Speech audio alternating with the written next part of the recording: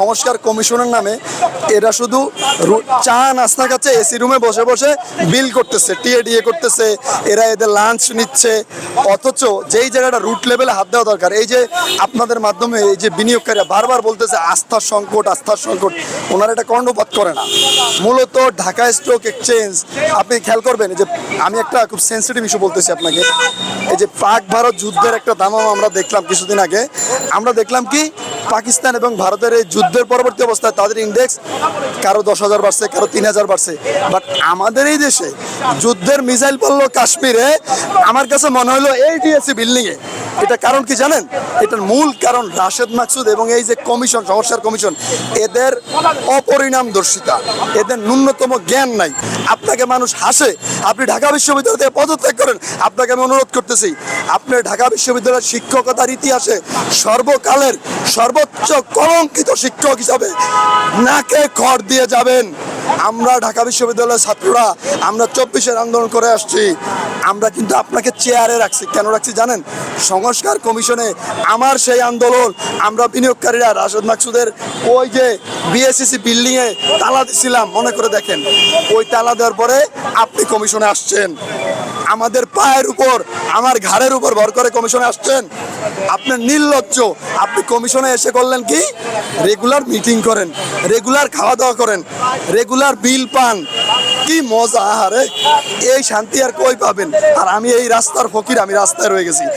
আপনি এই যে কমিশনে আসার পরে গত 4 মাসে 700 ইন্ডেক্স মাইনাস হয়েছে। দেশে কি যুদ্ধ লাগছে? আলামিন স্যারের কথা বলতেছি, উনি ঢাকা বিশ্ববিদ্যালয়ের শিক্ষক আলামিন স্যার, যাকে এখন কালামিন নাম দেওয়া হয়েছে। এরপরে আসুন বাকি সদস্যদের আস্থা ফিরাতে হবে।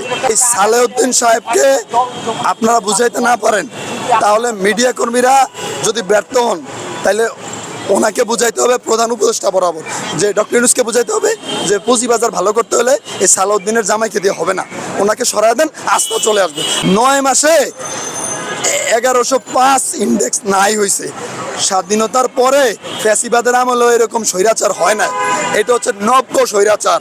এই নব্য স্বৈরাচারকে সরাইতে হবে। তো রাশেদ মাকসুদ কমিশনকে আপনি রেখে এটা পারবেন না।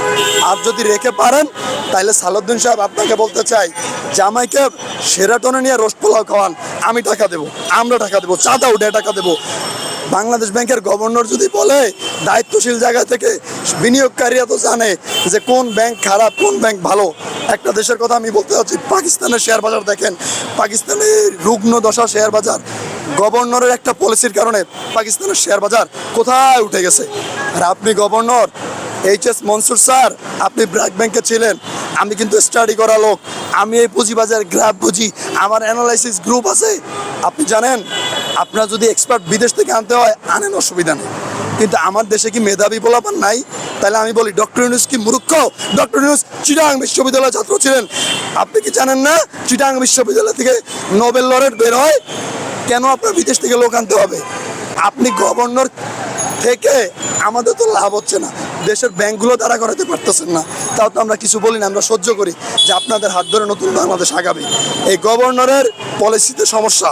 সবাইকে আপনি মিলে 600+ কোটি টাকা জরিমানা করছেন, তাদের প্রাতিষ্ঠানিক জরিমানা। আপনি কি 1 কোটি টাকা তুলতে পারছেন?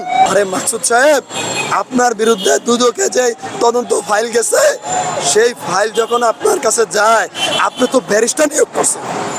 এটা বোঝার জন্য আমাদের ব্যারিস্টার লাগে না।